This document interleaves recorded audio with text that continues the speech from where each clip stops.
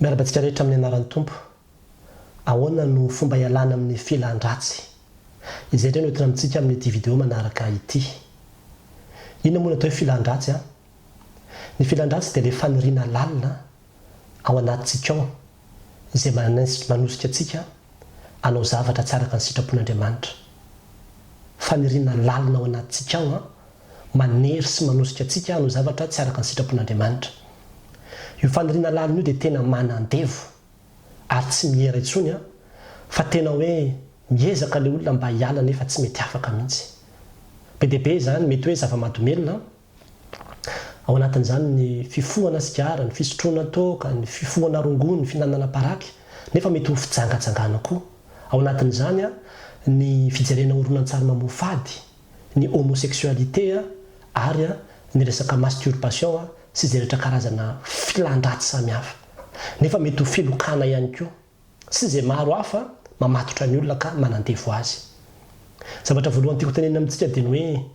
tena possible ny fanafahana antsika amin'izany.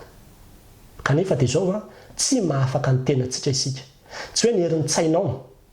na hoe izao atao na izao atao hahafaka anao.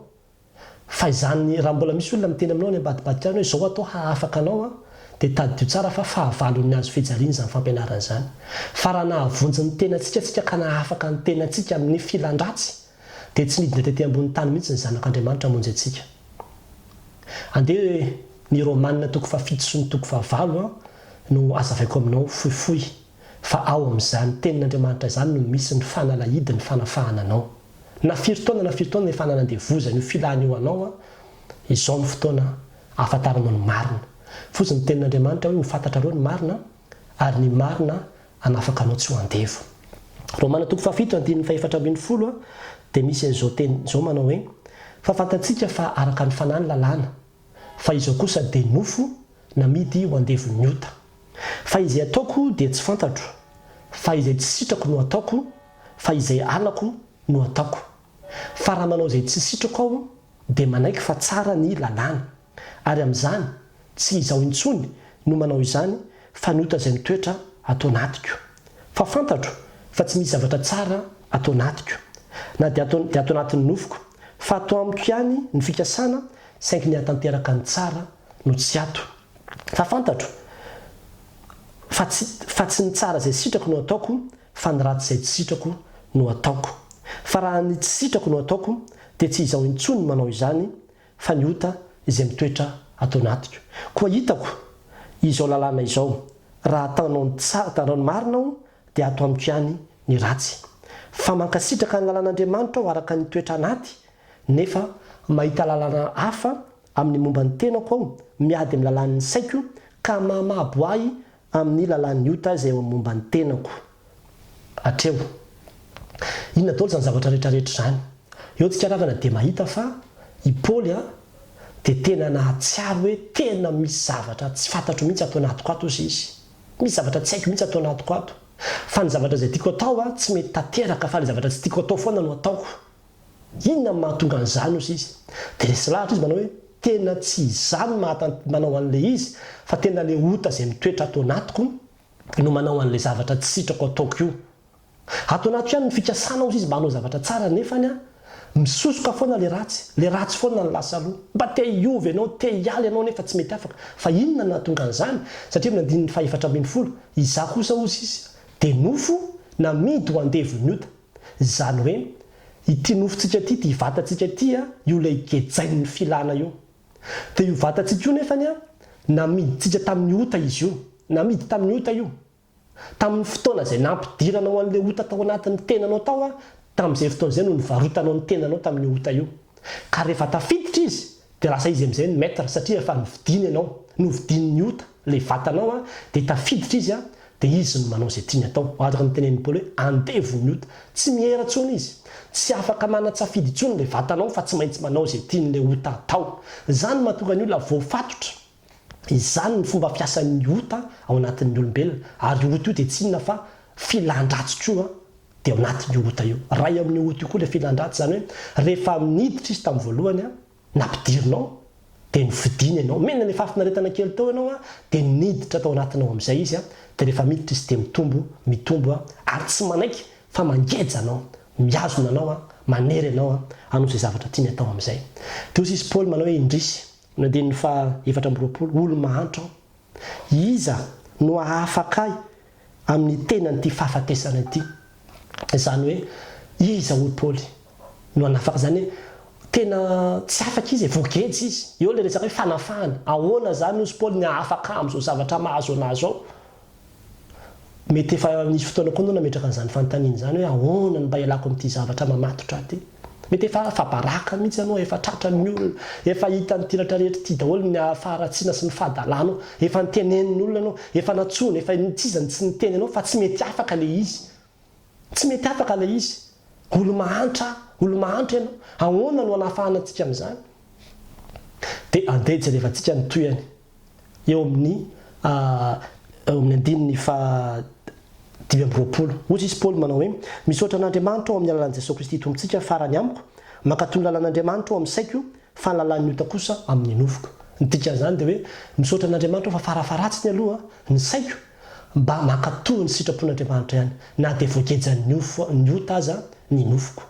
ary eo amin'ny andininy ambonimbony antsika satria manko misy olona miteny manao hoe eritsainao io hoe matanjaka ny sainao dia rehefa matanjaka ny sainao dia afaka ianao fa tsy mila an'izany zao zany dia ozy isy Paoly amin'ny andininy fahatelo amby roapolo hoe mahita zao lalàny zao izy momba ny tenako nahita fantatro mihitsy zany lasa nisy principe ohatr' izy hitako tamin'ny vatako dia ny hoe miady amin'ny lalàn'ny saiko mambabo ahy amin'ny lalàn'ny ota momba ny tenako zany hoe ao anatin'ny saiko ao dia misy faniriana ao misy etaeta ao anao ny tsara fa ny nofoko manohatra an'izany nofoko satria le nofoko tianao an'ilay zavatra ratsy tadiaviny foana ihany dia miady reo izy dia resy mambabo ahy zany hoe tsy maharesy anio filana io zany ianao raha ny herin'tsainao nanaovanao iadivanao aminy babo foana ianao ary so ihany fa tsy mifarany eo akory ny ten'Andriamanitra fa raha mijeritsika manohitsika amin'ny Romanina toko 9 dia zao ny ambarany amin'ny andininy voalohany manao hoe koa amin'izany dia tsy misy fanameloana ho an'izay ao amin'ny Kristy Jesosy amin'izany le amin'ilay zavatra be deaibe ny tany saina atao zany dia ho an'izay olona ao amin'ny Kristy Jesosy dia tsisy fanameloana satria nahoana satria ao amin'ny Kristy Jesosy ny lalàn'ny fanahanaina no nahafakay io zany tena tiako tsindriana mafy nahafakay i Paoly le nytena izy nanafaka tery ambony tery dia eo indray izy miteny manao hoe tao amin'ny Kristy Jesosy izy no nahafaka ary zay mahatonga hoe tsy misy fanameloana ao amin'ny Kristy Jesosy tao amin'ny Kristy Jesosy no nahafaka ahoana ny fomba nahafaka azy tao amin'ny Jesosy ahoana nahafaka azy tamin'ilay lalàn'ny ota sy ny fahafatesana izay niteneniny teo ambony teo satria ozy izy eo amin'ny andininy fahatelo izay tsy hain'ny lalàny satria nofony nahalemy azy dia vita n'Andriamanitra tamin'izy naniraka ny zanany naka endrika nofo ota sy tamin'ny ota nanameloka ny ota tao amin'ny nofo inona daholo ny dikan'izany teny rehetrarehetra zany ny dikan'izany dia izao raha azaveko amin'ny fomba tsotra mety azahoantsika azy dia ny hoe tao amin'ny Kristy Jesosy nahafaka izy satria izao no nataon'Andriamanitra nahafaka naniraka ny zanany izy natao ny endrika nofo dia io nofo ny zanany io no naka le ota tato anatiko dia nanameloka le ota izay namaboa nangeja tao ambony azo fijaliana izany hoe ny fanafahana ny olona amin'izay zavatra rehetra mamatotra azy dia tsy misy afa-tsy ao amin'i Jesosy Kristy teo ambony azo fijaliana rery ihany teo ambony azo fijaliana ny nanafahany Kristy atsika raha mino anao zany amin'ity androandroany ity manao hoe androany mitondra ny entana mavesatra zay nanybabo asy nangeja dia le ota zay niditra tato anatiko tato hatramin'izay ka ny contrôler ny vatako androany atsipoko na hoe atorako na hoe entiko atolotro ny Jesosy tompo zany androany mba homboana ambony azo fijaliana miaraka aminy azany mahatonga ny tenin'Andriamanitra matoa hoe fa zay an'i Kristy Jesosy izy dia nanombo ny tenany mba nofony sy ny filany teo ambony azo fijaliana nomboana niaraka tamin'ny Kristy teo ambony azo fijaliana isika nisy parti apotao voaombo teo dia le ota izay namatotra iny no voaombo teo ambony azo fijaliana iny ilay filana izay nangeja voaombo niaraka tamin'ny Kristy teo ambony azo fijaliana iny izany hoe nidika le nomboana dia zao no le vonona no piteny no ravana teo zany ny hery ny io le fahotana io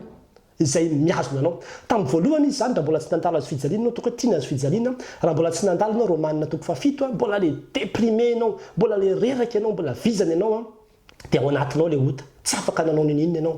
fa rehefa tonga teo amin'ny azy fijaliana anao dia nahatsiaro manao hoe eo misy fomba ahafahana miala amin'ity zavatra ity dia ny fanolorako amin'ity zavatra ity homboana miaraka amin'ny Kristy dikan'izay dia tena niraisin'ny Kristy raha mino an'izany ianao mino ny asa-pamonjena nataon'i Jesosy teo ampony azy fijaliana izay ny secret ny fanafahana antsika dia lasan'ny Kristy teo tokoa zany lotantsika dia rehefa miala amin'ny azy fijaliana amin'izay tsika mivadika ato indray zany tsika dia izao Romanina toko 9 tsisy fanamelohana intsony ho an'izay olona efa nandalo ny azy fijalian'i Kristy tsisy fanamelohana intsony satria teo ambony azy fijaliana namitehana le zavatra rehetra izay nahazo azy izay namatotra azy ary eo amin'io fotoana io no hanafahan'i Kristy anao zao ny zavatra mety hitranga tamin'ny fotoana tato amin'ilay mbola ianao tsy voafatotra le mbola voafatotra dia mety misy tentation foana dia tena tsy mahatohatra ianao satria ao anatinao le ota fa rehefa nandalo ny azy fijaliana ianao afaka ianao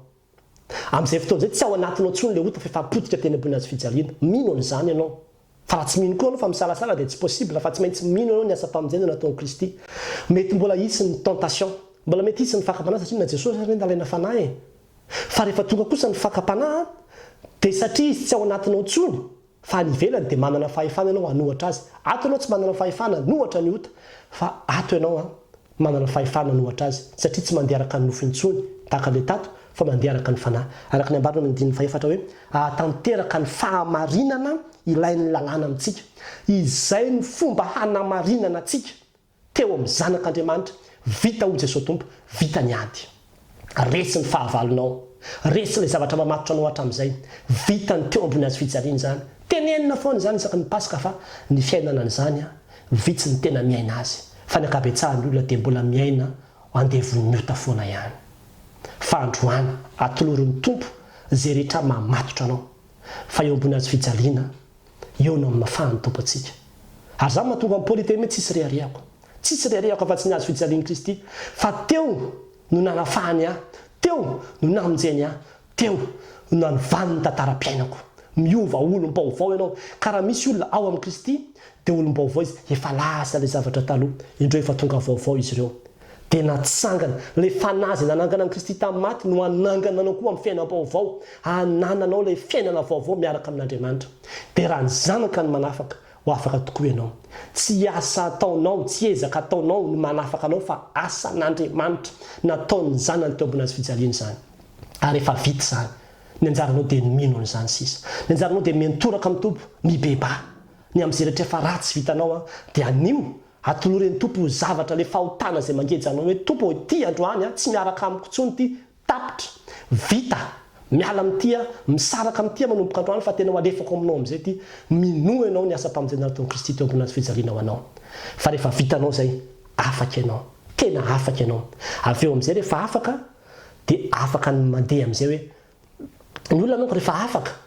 dia afaka manao ny zavatra rehetrarehetra amin'izay izy zay amin'izay vao misy zavatra azony atao amin'izay hoe mandosira filany tanora fanahy toeriny devoly olona afaka no afaka manohatra ny devoly olona afaka no afaka mandositra fa olona mbola voafatotra ny tongony sy ny tanany tsy afaka mandositra zany ary zany no mahadiso ny tory-teny maro amin'izao fotoana izao miteny amin'ny olona foana ianao riavana mandosira ianao manaova ianao le olona raha mbola tsy tena nandalo ny azo fijaliana akory nefa dia sidika mandositra sidika miala sidika manao zao tsy misy ahafahanao miala raha mbola voafatotra ianao fa rehefa nafahan'i Kristy ianao dia afaka mandositra ianao afaka miala ianao afaka mandeha ianao afaka mitenina hoe tsy fa raha mbola ao anatinao le ota tsisy hevitra mihitsy tsy afaka mandositra ianao ary zany riavana ny tiana apresiana antsika androany enganye aorianan'izao vidéo zao ho maro ny olona afaka amin'izay karazany zavatra mamatotra azy satria raiso ny avitra nataon'i Jesosy Tompo teo ambony azy fijaliana ho anao fa tsy misy anarana hafa tsy misy famonjena ratsy ao amin'ny Jesosy Kristy irery ihany ka raha mino ny zanaka ianao dia izay mino ny zanaka manana fiainana mandrakizay efa tonga ny zanak'olona hitady sy hamonjy ny very tianao Jesosy raha nahasoanao izay vidéo izay dia zarao ary asio amin'ny koa ny pejy marka 16-15 raha mbola tia azo vidéo kristianina tahaka izao ianao dia samy teny Andriamanitra